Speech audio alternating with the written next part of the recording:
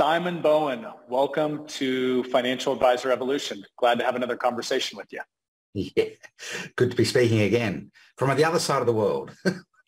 Yeah, well, hey, we did get a chance to hang out briefly this summer when you were in town, so that was good in South Carolina. So it was actually nice to, these days to break bread in person versus just the Zoom conversations. Yeah, so back to Zoom, here we are again. Absolutely. Well, I'm gonna cue this up, and then I know we have a short amount of time, so we're gonna dive right in. So for those of you advisors out there that are unfamiliar with Simon, I'll just put it out on the line, stake my reputation on it. There's not anybody I've ever met that can basically visually represent your value proposition better than Simon. That's what he does full time. Models Method is his company.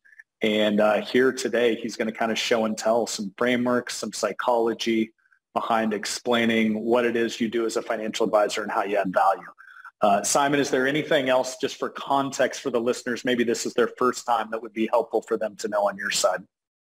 Yeah, sure. We focus in on people that have a complex sale to make. And I became kind of obsessed with the idea of how we communicate complexity when the customer is hiding stuff from you. So it makes their side complex because there's stuff they're not telling you, right? And I know that all financial planners deal with that situation, right? They're maybe not set up as well as they should be, or they're not really in the position that they'd like people to think they are, et cetera, et cetera. And then the other side of the complex sale is when there's dimensions of what you do, including just your intuitive genius, time served in the trenches experience, and that makes it happen for them, but you never actually explain it as a part of the delivery. You just go, I think we should do this, but you never explain why you should do that. And so if you don't explain why, the customer doesn't understand that as value. So you've got those two complexities, the complexity of what you do, the complexity of what the customer's hiding from you. And in the overlap, you've got this complex sale. And that demands a premium price, and yet people want to buy at lowest price. And so I became obsessed with this idea of how do we represent that complex sale simply, because simplification is the greatest form of sophistication that there actually is. And so how do we represent that simply? And drawing, became the obvious thing. I grew up in the country, like I'm a really small town country, 900 people in town and 400 people in town and farmers basically. And, when you got your car license and they said, you need to go to so-and-so's farm, you go, how do you get there? They would grab a bit of paper and draw a really bad map, but that's what you followed, like the intermediary in any kind of complex conversation is usually, hey, let me show you. And people draw something, so that was the start, I guess, of me starting to think about how do we draw? Because when we draw people in. It just happens, particularly when you start drawing by hand, and you're not using PowerPoint and things like that. People just get drawn into what you're actually doing. You're both standing side by side over the iPad or the paper. And so it became a language that we created. And Ryan Dice, who is digital marketer, at one of the conferences I was speaking at for him, spoke about how we've created a new vocabulary for business. I think it is. It's a different language and a very, very powerful one. So hopefully what we're going to give people over the next little while is a different reframing for how you could communicate with people and sell to people. So let's do that.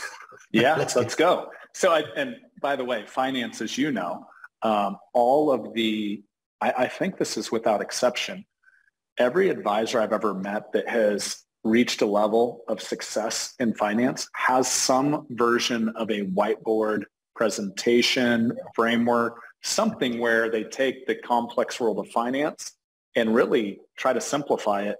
And I think the other thing that I was thinking as you were sharing what you do, it's also this co-creation is the magic of a great framework, because you're there combining and having a conversation and like bringing something together right there in front of them. Yeah. Do you think that's a piece of the magic as well? Oh, absolutely. I can draw it for you, of course. So, well, great. Here we go. Let me just share my screen for a moment and let me draw it for you. I'll just By the way, as Fine. Simon's pulling this up, if you're listening on audio only, this is the episode. To go out to YouTube, go to the page that will be linked in the show notes here, and make sure you watch the video version, because you are going to miss, what, 83% of the context, Simon? Is that the statistic if they're just listening? So 83% of the information that humans bring into their mind from the world around them comes through the optic nerve. So if you just use the auditory channel, telephone and speaking, you're only operating through 11% of the bandwidth that we use. 2% is taste, 1% is smell, but licking and sniffing are not useful selling strategies anyway. And then the rest is kinesthetic, touch and feel. But so many people in sales use audio only. Gift of the gab, voice, phone, written, text, and it's only 11% of the bandwidth. 83% is through the optic nerve. Why would we not use that? And so it's no accident that the top advisors are using whiteboards and stuff. The other thing is, the first thing any of us did on paper was, as little children, we did really bad drawings of mum and dad and family and stuff like that. And we got enormous emotional reward for those drawings that were treated like they were masterpieces. And so there's this really deep emotional connection to drawing that humans have. The oldest form of language on the planet is cave art. We drew before we could write. And so there's this deep, deep psychological connection to drawings. But when you have two people in a complex conversation, and let's say we've got you, the advisor, on one side, you have your truth. Your truth is, we need to manage these 5 worlds, and we've got to do things in these 5 worlds to make sure they're squared away. And the customer on the other side, over here, who isn't in an ideal spot right now, and if they were, they wouldn't be talking to you. So there's something going on for them, right? And they have their truth. And their truth, they don't care about the 5 worlds. They're interested in their one world, which is actually all about them and the future, their future world. Because the only reason someone would be speaking to an advisor was because they're worried about their future world. There might be 5 dimensions or 5 storylines in that future world, but they're worried about their future world. So they have their truth. And what we tend to do in verbal only kind of communication is we push our story towards the other person. Here's what you got to do. You got to do this. You got to do that. We've got these 5 worlds. But if 5 worlds is really, just an advisor's way of trying to frame this thing so that people can understand it, I've never heard any client of financial planning talk about 5 worlds until an advisor gives them that language, right? They're just interested in, what's my future look like? That's the only world. Will I have enough money in retirement, right? Is my family going to be protected? What if I get sick or infirm? It's just like, it's all one thing, which is the future. But when we push something towards somebody, we are all hardwired to push back. It's how the human being survives the world. And so there's this kind of almost conflict. I call it a compete and retreat conversation. We're competing for perspective, and we're pushing and retreating from that conversation. That's the typical sales dialogue that's going on. But what we do in order to manage conflict or difference in perspective and things like that is we put an umpire between the two. So every couple with children understands this to be true, because they're usually the umpire when 2 of their kids are in this compete and retreat tussle, right? But when there's conflict, we usually put a mediator in play. And so the mediator goes to, in every conversation, there's a weaker party. And the weaker party is the one that has less information. and has a higher emotional investment. So the person with the least emotional investment in a relationship is in control. And in this case, the client has the higher emotional investment because they're worried about their future, but they don't have all the information. So a good mediator will go to the weaker party and ask them what's going on for them. And then the weaker party might share some of the things they're concerned about. And then a good mediator will go to the party with the information and in the stronger position, and they'll inform them or give them some intel on what the other person's concerned about and thinking about. And then the stronger party can share some insights and go, well, how about this? And then the mediator can share that, but a good mediator will share it by asking more questions and getting them to think more expansively. And so the mediator allows us to gather more intel and share more insights. And when we do that, we elevate the conversation. And when we elevate the conversation, we elevate value that goes with the conversation. And this is called the coaching triad. Every coach, every psychologist, every counselor understands the triad, right? We like triads around here, Simon. So you're good. Pardon? We like triads around here, so you're perfect. You're right on point. It's a great name, right? It's the coaching triad, right? And so what you get is this interesting mix of it can help discovery on this side and help selling or influencing on the other side. But you can't take a mediator into a sales conversation with you. And so what I discovered was that if we put a model between two people, the model becomes the mediator. And now the person who's leading the conversation, this person, is actually using the model to ask the questions, and the customer shares back into the model and says, well, what about that bit there? And now we've got some intel that says, oh, you're interested in this specific piece. That's good to know. Here's some insights around that specific piece. Here's 3 things that you need to have to make that work. Well, what about that little piece there? How does that work? Oh, interesting intel. Here's 2 things that we do to protect you in there. And so the model becomes the mediator, the value increases. And now, instead of being in a compete and retreat, push-pull conversation, we're side by side working on the model, standing at the whiteboard together. The physical dynamic of the conversations change. We're now side by side working on something between us. And the thing we're working on is a natural mediator because we're drawing their future for them. And when people can visualize their future, everything changes.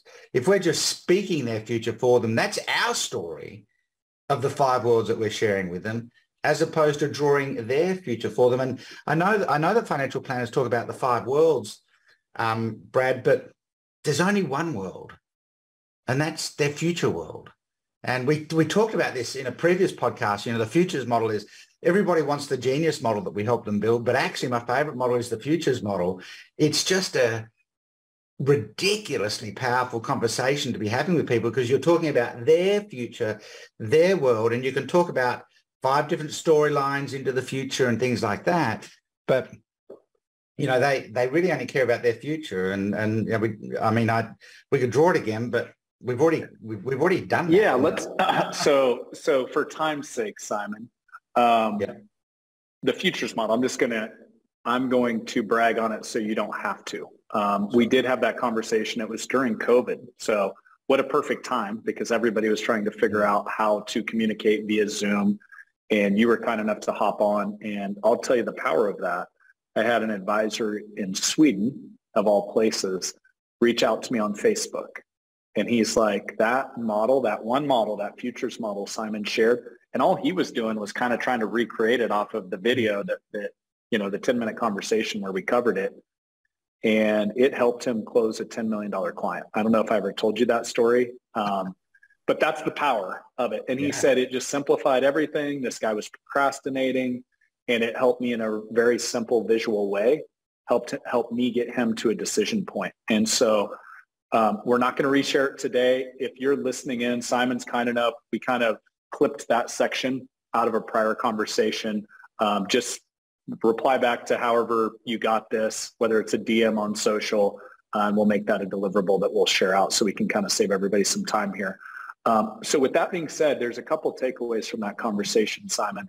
I love the concept of the model being the mediator and kind of the co-creation that we talked about. A lot of our offices that we coach use kind of a CFP standard plan, which is those 5 worlds you talked about. So if this is your first time tuning in as a listener, income, investments, taxes, healthcare, legacy, estate. Those are kind of the 5 worlds. And I love your concept of they only carry about one world, their future world.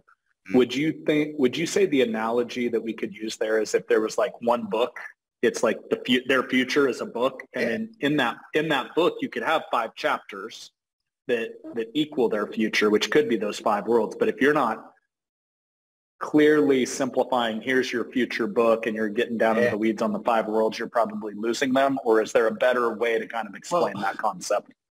I'm definitely not saying the 5 worlds are not important.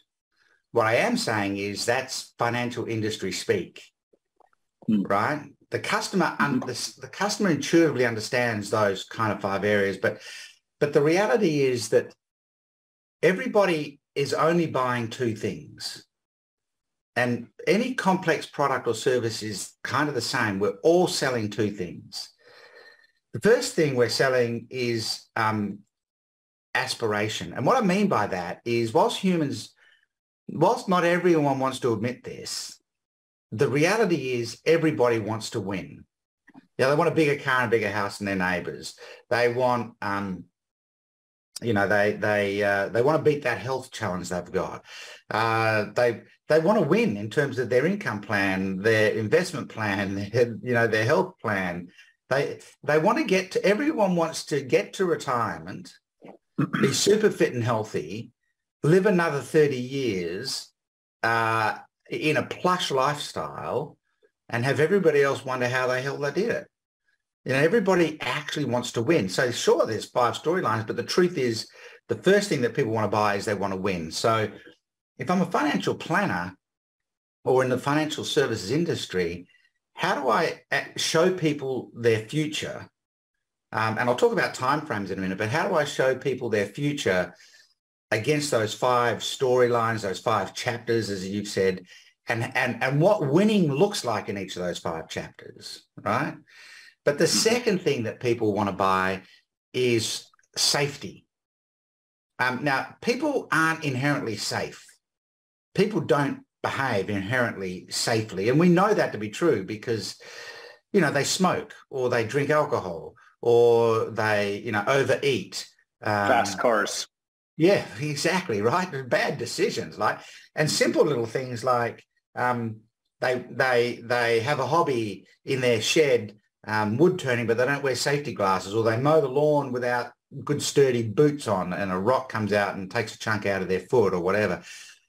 People don't behave inherently safely, but people want someone or something else to make them safe. We want the government to make us safe. We've just had a big cyber attack here from a Russian crime gang, and they've taken most of the financial data from the largest health insurer in Australia. And they're releasing things like the people that have had mental health claims or substance abuse issues onto the dark web, and they're holding that health insurer to ransom. Now, people want the government to fix that. Well, the health insurer is responsible for the data and everything else, right? And it's criminals that actually did the deed. And the truth is, in today's world, if the criminal element wants to get data from someone, they'll get it, right? So, but people want the government to fix that. People want the government to make them safer. And so people buy 2 things. I want you to show me how I'm going to win at a better than average rate. I don't just want to win average. You're not going to win any business as a financial planner if you sit down with a client and go, oh, I'm going to promise you an average future. That's not going to get it done, right? They want you to sit down and say, I'm going to promise you a wonderful future and I'm going to keep you safe. If you do what we plan, if you follow the plan, there's a level of failure that I can protect you from. And I know that that's a bold thing, and financial planners have all sorts of regulatory requirements placed upon them and things like that. It doesn't change the fact that people are buying two things. Help me to win and win into the future and keep me safe into the future. So there's 3 time zones that people are operating in. And it's interesting. There's the past. And in the past, actually, I'll do all 3 time zones in the first instance. And then there's the present.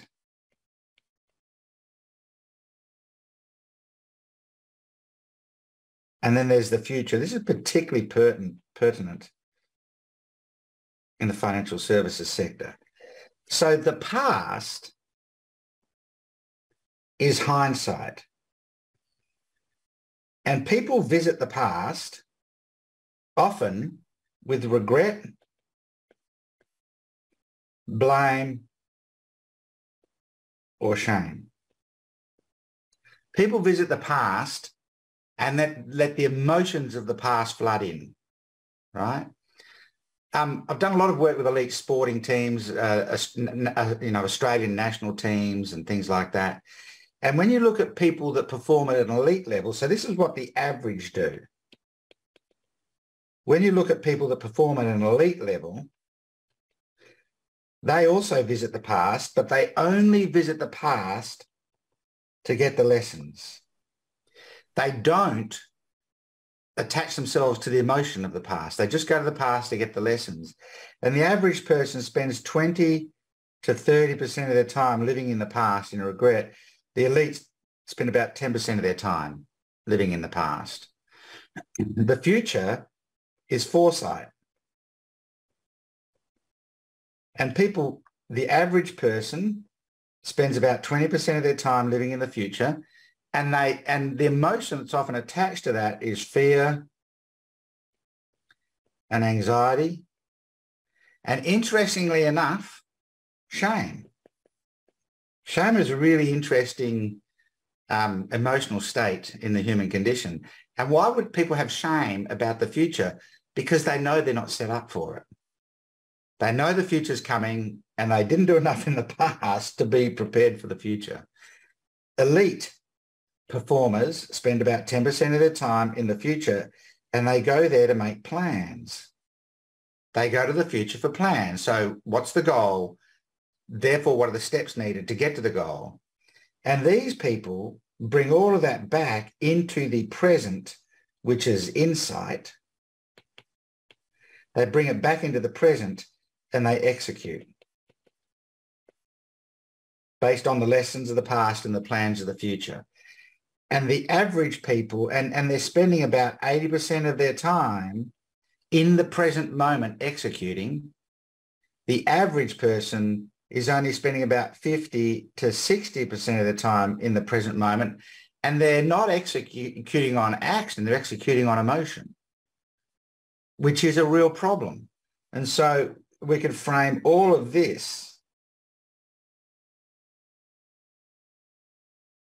if we just use simple traffic light analogy, as red zone behaviour, and all of this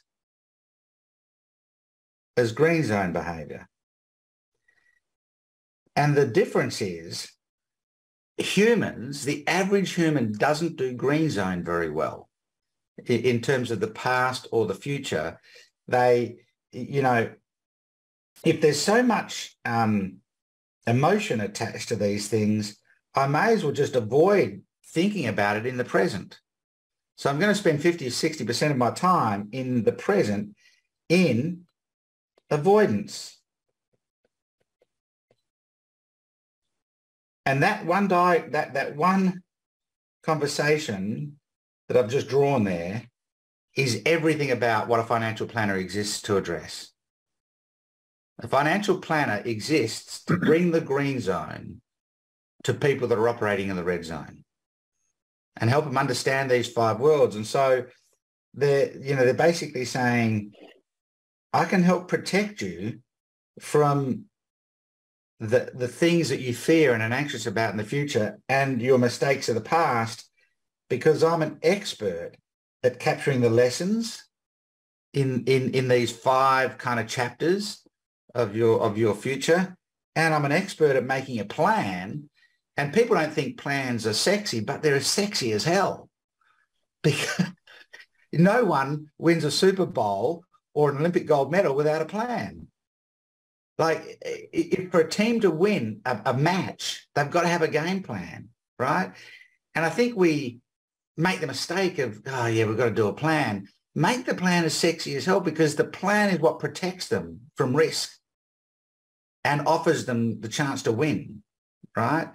And once again, you know, if people go and watch that little video about the futures model, you can't guarantee someone's end outcome in the future. But a financial planner can guarantee the pathway because they have foresight. And why do they have foresight? Because they have walked that path with hundreds of other people already. And they know what the pathway looks like. They know what the green line, that will make sense to people if they go and watch that little video. The financial planner knows what the green line looks like to get to this wonderful future. And with, you know, you can guarantee people that if you do these things along that green line, all things being equal, that future will occur. And if it doesn't occur for you, it probably hasn't occurred for anybody because the world fell apart. But if you do these things along the green line, because I have foresight, I've walked that green line before, there's no emotion attached to this. It's a plan. And I've gone back into the past. I've looked at your history. The other thing that you can do is rule a line down this. This is one move in sales that a financial planner can do that will change the nature of the relationship with the client immediately and instantly make them feel safe. Instantly make them feel safe. Rule a line on the past. Give them closure on it, and and make it not their mistake. Rule, you know, it's like it's like financial therapy. It's like therapy. Yeah, honestly. Of course. And you put a peg in the sand and you go, you know, it's currently the 15th of, well, it is for me. It's probably still the 14th for you. But hey, you have to explain what put a pig in the sand means. That might not be common in the US. Oh, okay. So a peg in the sand rules the line. So we have a lot of beach sports and beach cricket and stuff like that. And you put a peg in the sand, and that's like the finish line. Oh, a peg. A peg. Yeah, not a pig. Peg. Got it. Peg. I was like, is this like a luau? What do we got going on? Yeah, no. It's just, okay. Well, when I say things like we're playing for sheep stations and stuff, people have no clue what we're talking about. Or chuck a sickie, you know, take a sick day off work, chuck a sickie. But a peg in the sand, like it's the line, right? Yeah. And so you say to them, you know what? You know, imagine you're a client and I'm working with you. You go, you know what, Brad, it's the 15th of November. Let's put a peg in the sand today. And everything that happened before today doesn't matter anymore because it's gone. It's the past. And, you know, at times when we work together, you'll say to me, yeah, but I didn't put the money aside. I'm going to say it doesn't matter anymore. You know, and you know what? It also wasn't entirely your fault, Brad, because the system is not set up for this to be easy for you. It's actually set up to be quite difficult. And that's why it's important that you have the benefit of foresight, who's walked the path before you. But you just need to be confident the path is the right one. Let me show you a green line, and do you want that line, right? And then people need to reference the futures model that we keep talking about. But let me just... Yeah, so for context, here's I want to distill a couple things you said, because I think this is really key. First off, you're giving them permission to close that chapter. Totally. Hey, and you're also letting them off the hook where there's not that resistance you talked about before. You're easing it. You're letting it go away. You're like, hey, we're not going to blame you for that. Maybe you didn't have the proper coach. Maybe you didn't have the proper plan, education, whatever.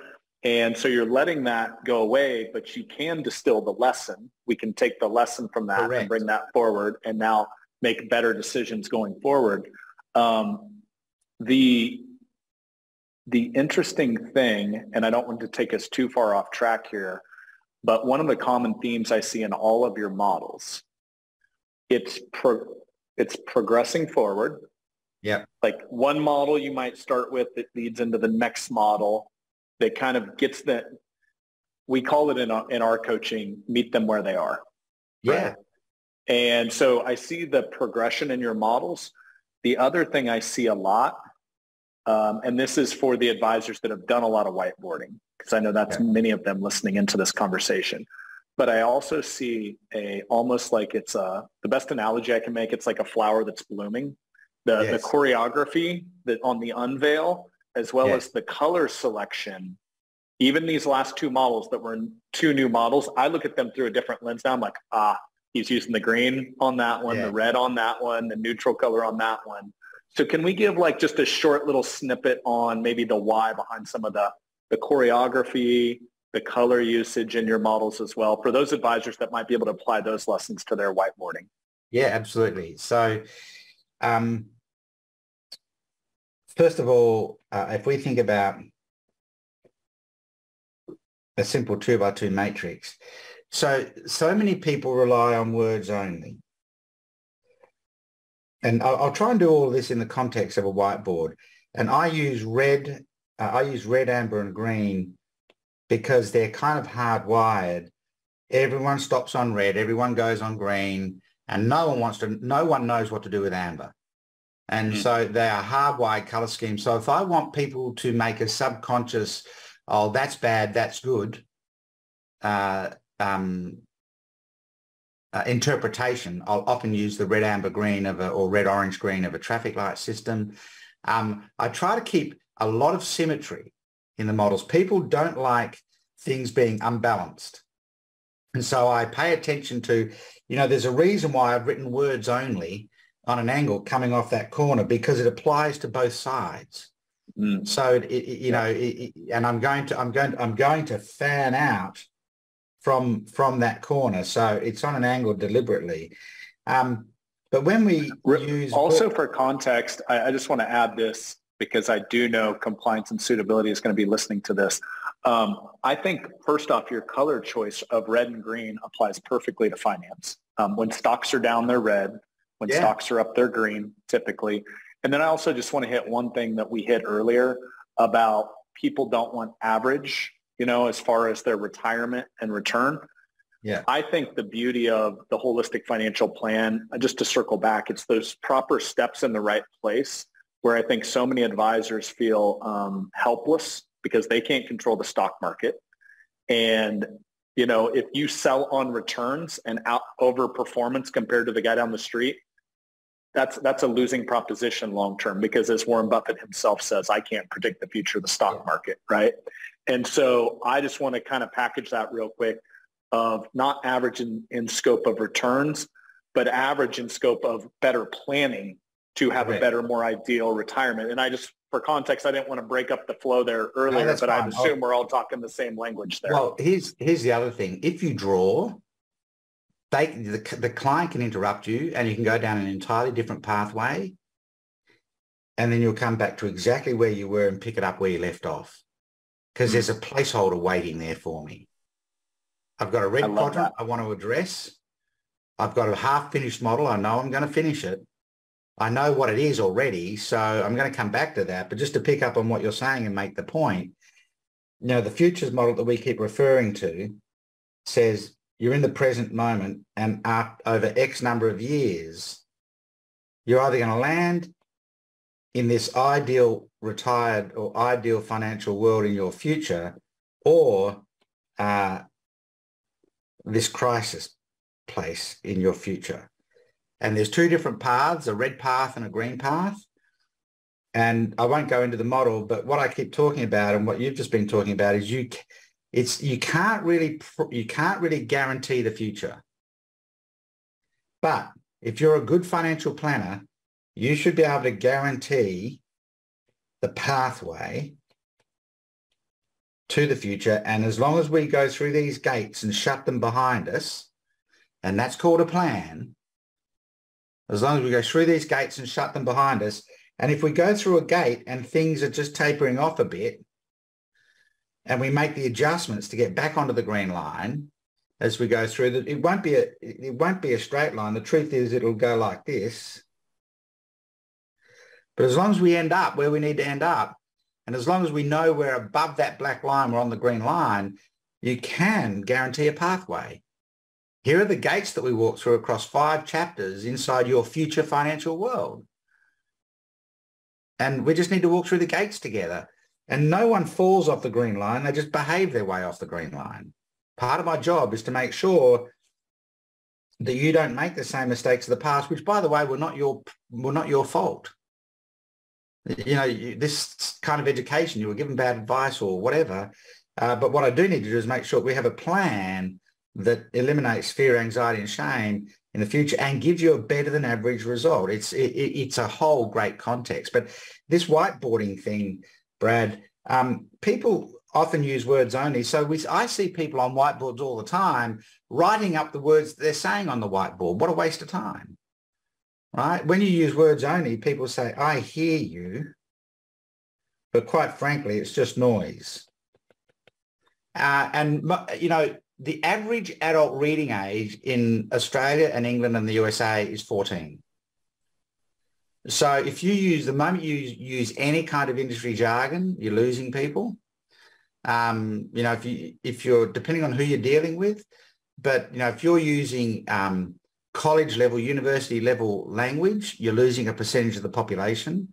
So written and spoken words are only about 11% of the input channel through the auditory channel that people hear. So what we need to do is open up the visual access to the concept that we're talking about. We need to let people see the concept. 83% comes in through the optic nerve. And when we open up that visual access, people say, oh, I see. And what we see is much more interesting than what we hear.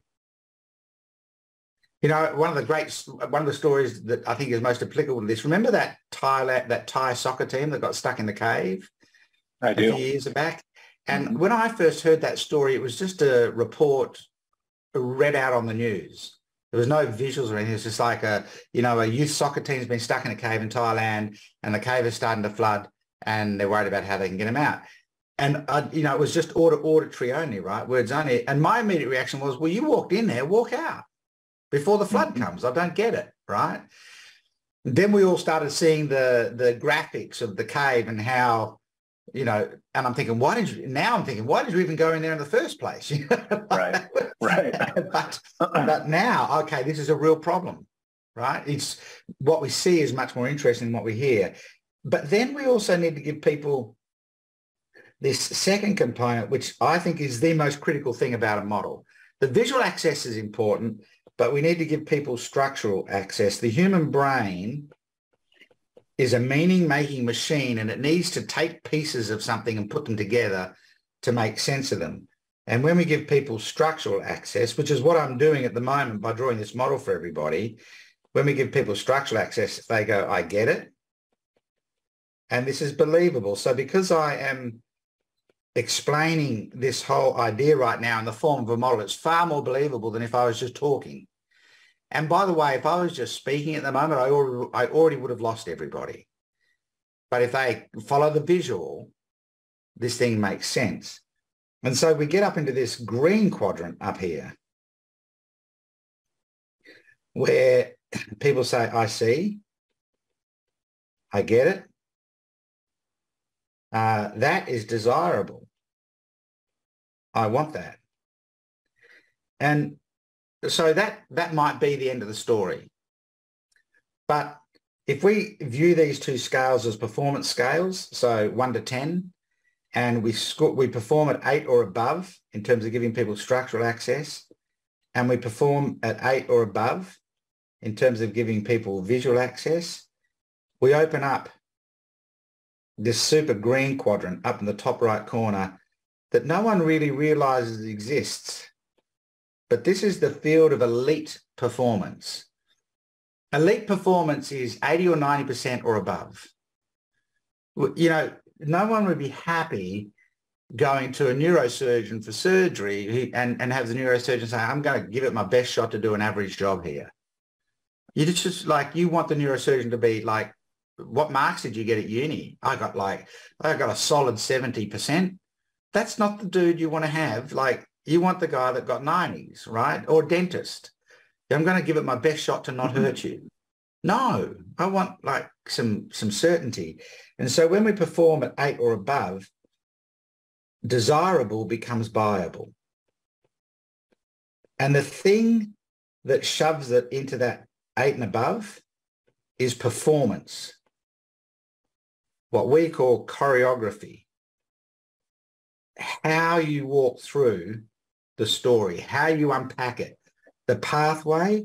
So there's 4 components to great choreography. There's the entry into the choreography. So I said something right at the start of this that was my entry into the choreography. You know, if you think about this, it's kind of like a simple 2x2 matrix. That was deliberately chosen. It's like a simple 2x2 matrix. I'm seating in somebody's mind. This is a simple thing. It's just a 2x2. It's nothing special. It's just a 2x2 matrix. It's not complex. It's not hard. The second thing is pathway. So I am generally always moving from worst case to best case, which is, you know, from words and noise through interesting and then through believable up into this desirable. The third thing is punchline. So I spend a lot of time thinking about what's the punchline that I'm going to have in this discussion. Now, punchline, this is like, I studied comedy and magic, stage comedy, stage magic. A trick or a joke is set up, set up, set up, punchline or reveal. And the punchline or reveal is this instantaneous moment where you shift the perspective rapidly. You shift the paradigm rapidly on people so it can't go back to the old. And so the punchline here was when I'd fleshed out this simple 2x2 matrix, and then I said, oh, but there's this hidden space up in the top right corner where the elite live. Now all anybody cares about is what's in that top right corner. How do I get that? And what's up there is what really differentiates what we do in the world, which is bring great performance and choreography to visual models and whiteboard work, right? So you've got to look for the punchline. When you're at your whiteboard, pre-prepare the punchlines you're going to deliver. And when are they going to happen? And something has to happen visually alongside that punchline so you can keep going to the whiteboard and touching that part of the whiteboard where you delivered that really powerful punchline, you know. You can circle it and you can draw it. And then the fourth thing is the exit out of the model or the exit out of the whiteboard discussion. That discussion needs to lead to something else, whereas a lot of people will get up to a whiteboard, they do the thing on the whiteboard, and then they just sit back down at the table again and keep going with the meeting, as opposed to let's take all of that off the whiteboard and distill it into a conversation and bring it back to the table, right? So the reason I went through that with you on the whiteboard was so that we could look at this thing right now. It's important. And so this, you know, entry, pathway, punchline, exit, which is transition into the next thing. And every step should tell a story, and that story should make them safer with you than they would be without you. You know, I've shared, you and I have spent a lot of time together, so you're familiar with the idea of buyer safety. You know, that the customer needs to be safer with you at every step of the process than they would be without you, because that's the only thing that insulates them against mistakes of the past. They're buying. Every sale is an insurance policy. Every sale is an insurance policy. So people are talking to you out of interest because something's not right with the way they're set up for their future world. So they're talking to you and other people out of interest. And the interest is, who could help me? So they're shopping around, right? But they make the decision to buy you or whoever they buy out of a need for insurance. And this is the insurance they want. They want to be insured against failures of their past. and they want to be insured against the failures of their past that they themselves have caused or that other people have caused by letting them down. No one is talking to a financial planner in a vacuum. They've all got some kind of money, 500,000 and up, 10 million, whatever the number is. They've all got money. They're not in a vacuum. They've all done stuff. They've all had different advisors. They've all had an accountant, spoken to a lawyer, had insurance policies. No one's talking to a financial advisor in a vacuum. What they want to hear is, how are you going to protect me against the failures of my past that I've caused and that other people have inflicted upon me? In other words, I need to feel safer and safer and safer with you at every step of the way, so that the safest thing in the world for me to do is to commit to you and use you. And only when they get to that point, has the sale occurred, right? So, and safer means that you can give me a better than average future. I'm not coming to you for an average future. Hell, I could probably manage that by myself. Yeah. I want to win, So Simon, I love this. We could sit here and geek out on this stuff for hours. Unfortunately, we don't have hours. I want to get your take on maybe a closing thought or two, and then we'll let you get, because I know you've got some people to serve right after this. So I know we have a mutual friend in Michael Hyatt. In fact, I think you've done some work with him on models. Yes. And he was out at one of our events, and he said, the thing I see in financial services is how many businesses are built on the personality of the founder. Sure. You've met plenty of financial advisors. They're charismatic. They're the person that can host the dinner party. Everybody loves them. They're magnetic. And a lot of founders I see, that's how they've scaled their business, that's based on them. As we coach a lot, it's how to build a business that not only, it doesn't become your life, it betters your life. And to get scale of any kind, not everything can fall on you. We all know that. That's business 101. So I'm curious your take on models and basically being able to distill this wisdom out of maybe a very charismatic founder that has that magnetic personality, that maybe they're 60 years old, they've been doing this for 30 years, but now they've got the next guy in line, the young 25, 30-year-old go-getter. And one of the biggest frustrations I see in finance is, they just don't get it. I can't get them to close that sale or meet with that person. But to me, it's the model that can also be that foundational piece of passing that knowledge on. I know you've worked in finance a lot. I know that's kind of a big question, but what are your thoughts around just that concept in general? It's interesting. So a couple of quick observations. I've had the real pleasure of spending a reasonable amount of time with Richard Branson, including some really intimate conversations. At one point, he and I and one other person having lunch together and stuff like that. And, at one point I asked him, you are still the face of Virgin. So how does that work? And he said, no company in the world becomes great without a human face, which was an interesting insight. So much of us are obsessed with how do you step out of the business and let the business be a business. Now, he doesn't do anything operationally. He doesn't have a diary and he doesn't keep a to-do list. He just has a notebook and he makes a note of something, and then he tells the manager who's most responsible for that, and then expects that it's going to happen. He doesn't follow up or anything like that. So he's a great delegator, but no great company became great without a human face. And so the personality is really important, right? And that means you've got to be able to trust that people are going to deliver. And so one of the things that we use models for is, in every company, there is what I call company genius behind it. There's a core genius that differentiates it in the market. 70 to 80 to 90% of what everybody does is the same as everybody else. It's the other 10 to 15% that is the intuition that you get paid the premium for. And so that financial advisor that's been at it for 40 years has a ton of intuition. And company genius usually comes from the founder. I've got a model that I call the origins of genius. It comes from the founder or the owner.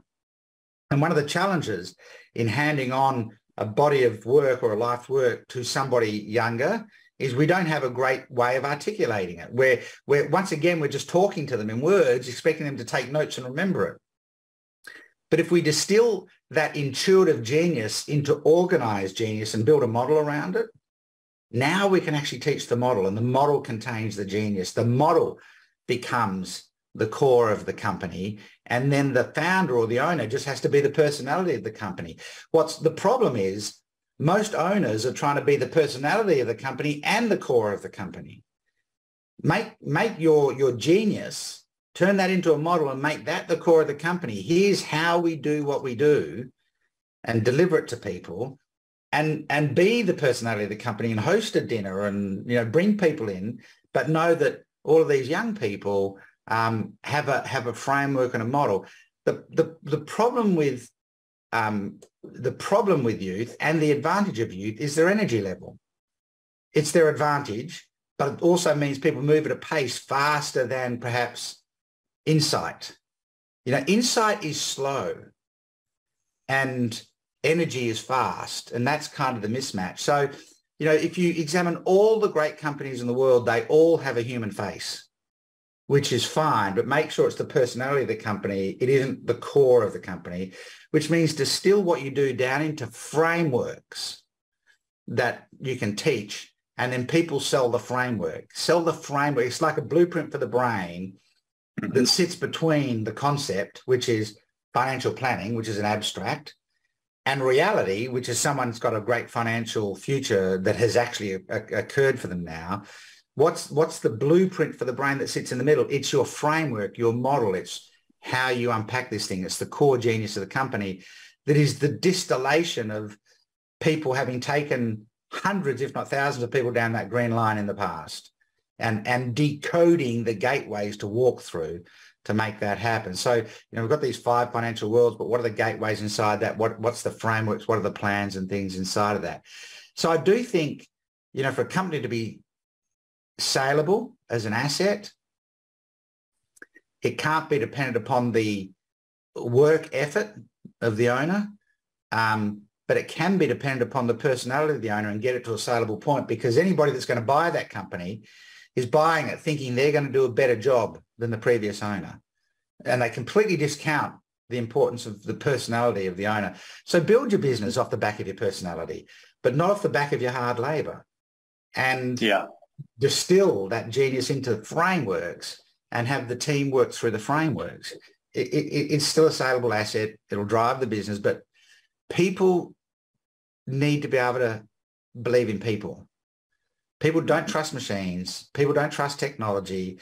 People need to be able to believe in people. I need to know there's a human, you know, operating on me, not a robot kind of thing. Right. It's just right. Until it's 100% proven and tested after many iterations, right? Correct. Absolutely. Cool. Well, here's one final question for you, and we will let you run. So the concept of this show is Financial Advisor Evolution, and that took a lot of time and thinking to get to that very simple short name. And it really comes from the thought process, much of which I'm a curious person that loves to learn. I know you are as well. We're in some of the same groups together. But if we look at the only constant in life is change, it's the same in finance.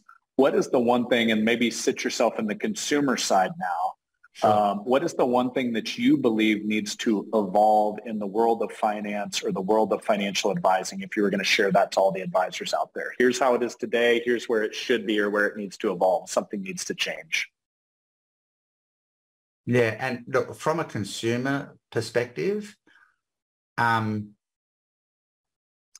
this is an ideal, and whether or not it happens is another question. But the regulatory and compliance framework that sits over the financial planning world, financial advisory world, is designed to give the average consumer confidence that they're not going to get ripped off, right? Mm-hmm. But it impedes the higher performing consumer from being able to have a conversation about what's possible if we did some stuff like, you know, almost the promise of this sort of stuff would be possible for the people that understand risk and things like that. And so I think one of the challenges from a consumer point of view is everybody's treated like they're not that bright, and they have to be protected from themselves and the decisions of, the financial planning world.